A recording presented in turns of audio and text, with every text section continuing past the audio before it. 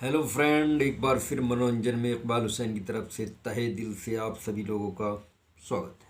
Welcome to all my viewers. Every day I will give the tips about the acting, dancing, singing and HSC education. HSC education का भी, singing का भी, acting का भी, dancing का भी मैं एक निचोड़, एक जूस आप लोगों को देता हूँ। और जो मेरी वीडियो रिपीट करके देखते हैं उनकी समझ में आएगी, लेकिन जो भागते भागते देखते हैं उनकी समझ में नहीं आएगी। क्योंकि मैं कौन सी बात कहाँ बता दूँ।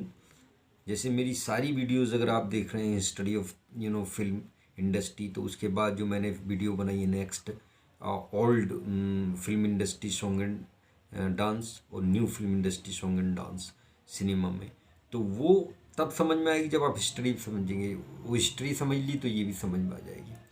तो हम बात कर रहे हैं, अगर फिल्म बन जाती है तो प्रोडक्शन का काम शुरू होता है। प्रोडक्शन का मतलब ये है कि उसे टेबल पे ले जाकर उसमें साउंडिंग, एडिटिंग, क्योंकि सिनेमेटोग्राफी कर ली है तो ये सारे कोर्सेज एफटीआई कराती है। ये बाद में करूँगा, लेकिन मैं इससे पहले बात करता हूँ जब फिल्म बन गई है। चूँकि ये एफटीआई का film and television training institute Poona का पोर्शन है, जो कोर्सेज वो कराते हैं उसके बारे में सेकंड वीडियो बनाऊंगा, वो भी बताऊंगा, एनएसडी के बारे में बताऊंगा। लेकिन ये जो मैं अभी बता रहा हूँ, अवार्ड्स की बात कर रहा हूँ। जो अवार्ड, आप फिल्म बन गई है, जैसे आपने दुआ कर ली, सब कुछ कर लिया, उसके बाद आपको प्रसाद मिलना है, अवार्ड मिलना है, आपको सम्मानित किया जाना है, अवार्डेड किया जाना है। तो उसके लिए 1954 में the national film fair award started by the government of India, Bharat सरकार के द्वारा 1954 में इसकी शुरुआत की गई। और इसमें होता क्या है, जो इनका डायरेक्टरेट ऑफ फिल्म फेस्टिवल है, उनके द्वारा फिल्में नॉमिनेटेड होती हैं। नॉमिनेटेड का मतलब ये है कि सेलेक्ट की जाती है। Regional movie industry also involve, जो क्षेत्रीय मूवी इंडस्ट्री है वो भी इन्वॉल्व होती है। क्षेत्रीय का मतलब क्या हुआ, आसाम में अगर फिल्म बनी है, बंगाल में बन रही है, मान लिया यूपी में बन रही है, या उनमें बेस्ट से बेस्ट है, तो नेशनल फिल्म फेयर अवार्ड में सभी जो लग रहा है उन्हें वो सेलेक्ट की जाती, कमेटी बैठती, कमेटी सेलेक्ट करती।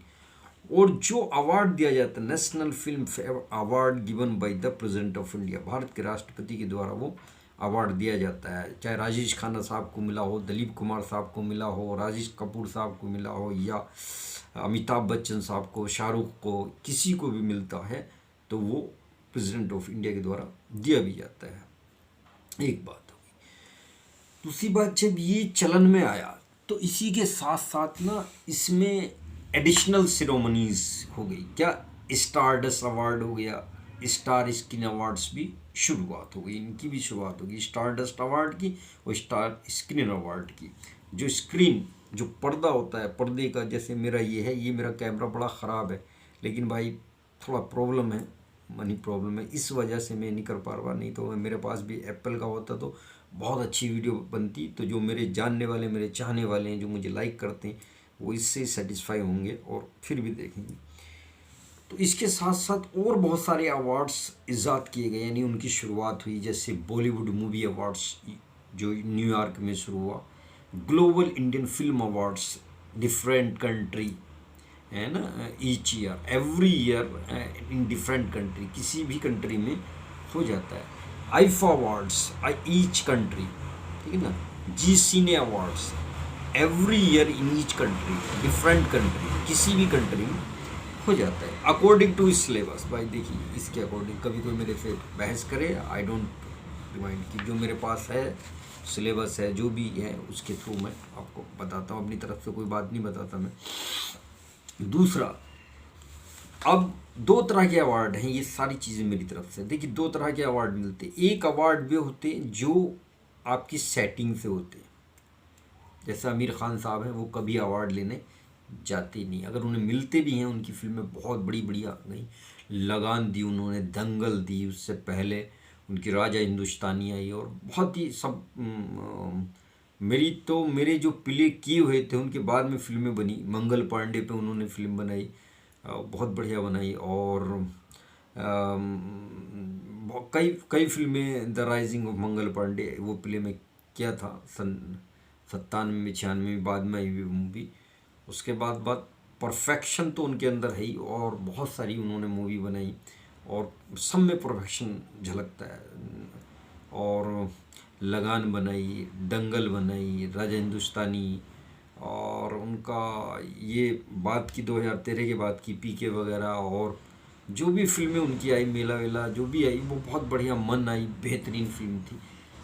मतलब ज़्यादा फिल्में नहीं करते हैं, लेकिन बहुत ज़्यादा मेहनत करके एक ही मूवी बनाते हैं, मतलब परफेक्शन लाने की कोशिश करते, चाहे 6 महीने बाल रोकने पड़े। ओह रुको नहीं, वो तो ऐसी दिल लगा के काम कर देंगे। मुझे मैं मज़ा नहीं आने का। मूछ रोकनी तो मूछी रोकनी, कोई रोकनी, मंगल बांटने वाली होनी चाहिए खाली, थोंद निकालनी तो दंगल वाली निकाल ली, पहलवान लगना चाहिए, चाहे 6 महीने डाइटिंग करनी पड़े। तो ये उनके अंदर परफेक्शन था, ये मनोज कुमार के अंदर भी था। तो ये बहुत कम लोगों में होता है, और हीरो उनके पास टाइम नहीं है, बहुत सारी मूवी है यार, छोड़ पर वो एक मूवी के पीछे नहीं पड़ते, लेकिन कुछ के अंदर ऐसा होता है। एग्ज़ाम में देखिए, मैं भी सजेस्ट करूँगा, एक बच्चा एग्ज़ाम दे रहा है, तो वो अगर एक क्वेश्चन के पीछे पड़ जाए, नहीं मैं इसे डिक्टो लिखूँगा, तो 20 में 20 मार्क्स वो दे देगा, मान लिया सपोज दैट, उससे ज़्यादा तो दे नहीं पाएगा। अगर कोई बच्चा 5 क्वेश्चन कर रहा है और 5 के 5 ही कुछ कर रहा है और आधे आधे मार्क मिले, तो उधर 50 बन जाते, इधर 20 ही बन रहे हैं। तो यही रीज़न है कि ये जो है इक्का तो हैं, लेकिन बादशाह बादशाह ही हो गए हैं शाहरुख साहब। तो कहने का मतलब ये है, अब ये जो फिल्म बन गई, तो 2 तरह के अवार्ड, एक तो अवार्ड सेटिंग करके ख़रीदे जाते हैं, जैसे गोविंदा भी बहुत कम अवार्ड मिलते हैं, लेकिन जब मिलते ठीक है। धर्मेंद्र प्राइज जी को भी बहुत, बच्चन साहब को मिलते हैं, शाहरुख साहब को मिलते हैं, क्योंकि ये होस्ट भी करते हैं। मान लीजिए जैसे कलर का प्रोग्राम होना है, जी सिने का होना है, सिने अवार्ड होना है, तो इन्हें होस्टिंग के लिए कहा जाता है कि आप होस्ट कीजिए। तो जब होस्ट करेगा आदमी, तो जाहिर सी बात है यार, उनकी जो फिल्म दी गई, एक तो प्लस पॉइंट यही होगा कि 4 अवार्ड तो इसे देने देने। हमारे यहाँ थिएटर में भी अवार्ड मिलते हैं, मान लिया 10 प्ले हैं, तो उनमें से जब हम होस्टिंग करेंगे या एंकरिंग करेंगे या हम स्टेज संभालेंगे, तो इतना तो उसकी यार आंखों में दिखेगा कि 2-4 अवार्ड तो इसको दिया जाएगा। ऐसा नहीं होगा कि मतलब बिल्कुल ही नहीं दिया जाएगा, उतना दिया जाएगा, उसे दिया जाएगा, चाहे उसमें दम हो या ना हो, उसे दिया जाएगा। उसका यही रीज़न है। तो पहले से भी सेटिंग होती है अवार्ड्स मिलने में, जिनकी सेटिंग नहीं होती उन्हें नेचुरल भी मिलता है। ऐसा नहीं है कि सबकी सेटिंग से ही मिलते, नहीं मिलते। कुछ का जो नाम नॉमिनेट होता है, मान लिया 5 फिल्में हैं और सभी टक्कर के, मान लिया शाहरुख, आमिर, सलमान या कोई और अजय देवगन या अक्षय कुमार को ले लिया, उनमें उनके स्टारडम को किसी के को कम नहीं आंका जा सकता, अपने आप में एक धुरंधर आदमी।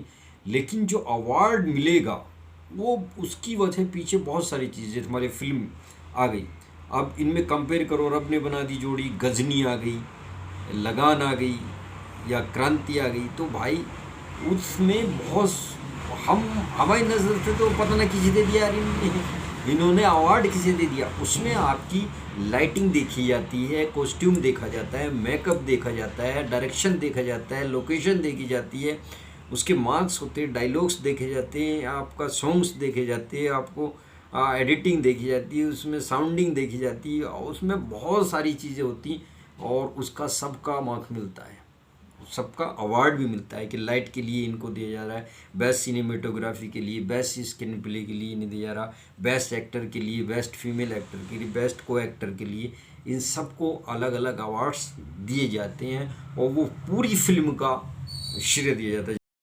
बनाई थी उन्होंने, मनोज कुमार साहब ने, तो best direction, best costume, best makeup, best lighting, best stage craft, बहुत सारे अवार्ड्स मिले। मुगल आजम का भी हाल रहा कि उसमें best direction, best costume, best makeup, best sounding, best colour, सब कुछ उसमें जो है आंकलन किया जाता है। लेकिन जब कंपैरिजन होता है मूवी का मूवी से, तब ये आंका जाता है कि पहले नंबर पे कौन सी है, दूसरे पे कौन सी है, तीसरे पे। तो उसके लिए अब ये आंकेगा कौन, ये कौन आंकेगा?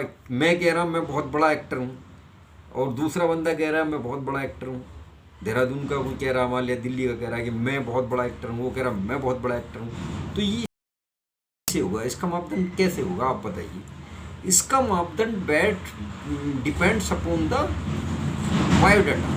उसका जो बायोडाटा है, उसका जो सीवी है, वो कहाँ से एनएसडी किया है, वो कहाँ से एफटीआई किया है, वो किस इंस्टीट्यूट से पास आउट है, एक क्राइटेरिया हो गया। दूसरा, उसका कितना वर्क किया हुआ है, कितना एक्सपीरियंस है उस फील्ड में, 2 हो गया। तीसरा, उसका output comes from the audience, audience से निकल के उसका आउटपुट क्या आ रहा है। क्योंकि पहले जो डायरेक्टर हैं वो कोई एनएसडी नहीं है, ज़्यादातर कोई एफटीआई नहीं है, लेकिन उनकी ज़िंदगी दांव पर लगी। दिलीप कुमार कहीं एनएसडी एफटीआई नहीं थे, लेकिन एनएसडी एफटीआई वाले पैर छूते उनके। तो इसे क्या कहोगे, उसे उसके एक्सपीरियंस को, उसके मापदंड को कहोगे। लेकिन आज के टाइम में, आज के प्रेजेंट टाइम में NSD FTI, Shri Ram centre, Himachal Mandi, Z tiger का भी इंस्टीट्यूट्स है, वो भी बहुत अच्छा, देहरादून में वहाँ मैंने पढ़ा है, बहुत अच्छा उनका बेस्ट एक्टिंग इंस्टीट्यूट इन उत्तराखंड के नाम से आता है। उसमें भी बहुत अच्छे मतलब एक्टिंग सिखाई जाती है। तो कहने का मतलब मापदंड कैसे होगा, क्या आकलन किया जाएगा कि ये एक्टर बढ़िया है। तो उसके लिए उसका सीवी, वो कहाँ से पास आउट है, क्या किया है, उसका एक्सपीरियंस कितना है, उसका प्रैक्टिकल कितना है, उसका आउटपुट क्या निकल कर रहा था, ऑडियंस फीडबैक क्या है, जब वो एक्टिंग करता है तो ऑडियंस उसको क्या फीडबैक देती। या 2 एक्टर या 3 एक्टर एक ही मूवी में जब एक ही समकक्ष वर्क करेंगे, तो मान लिया मैं कह रहा मैं बहुत अच्छा एक्टर हूँ, तो ये मेरे मुंह से कहने से नहीं, जब किसी बढ़िया मूवी में काम दिया जाएगा तब आपके काम को दूसरे के एक्टर से आंक कर उसकी मार्किंग की जाएगी, तब आपकी तुलना हो। तो यही इसका एक मापदंड है, और कोई मापदंड नहीं। तो एक वीडियो बन गई, और दूसरी वीडियो में रोक के इसलिए बना रहा कि वीडियो ज़्यादा लंबी हो जाएगी, नहीं 1 घंटा और बोलता है इस पर। तो awards given by the national film award by the government of India, president of India, और जो वैसे अवार्ड्स हैं वो जिस सिने अवार्ड्स है वे जो उसको ऑर्गेनाइज करता है उसके द्वारा। आप भी अपने अवार्ड ब्यूटी कंटेस्ट या मॉडलिंग, एक्टिंग, डांसिंग खुद भी करा सकते हैं और उसमें अवार्ड दे सकते हैं। Thank you so much.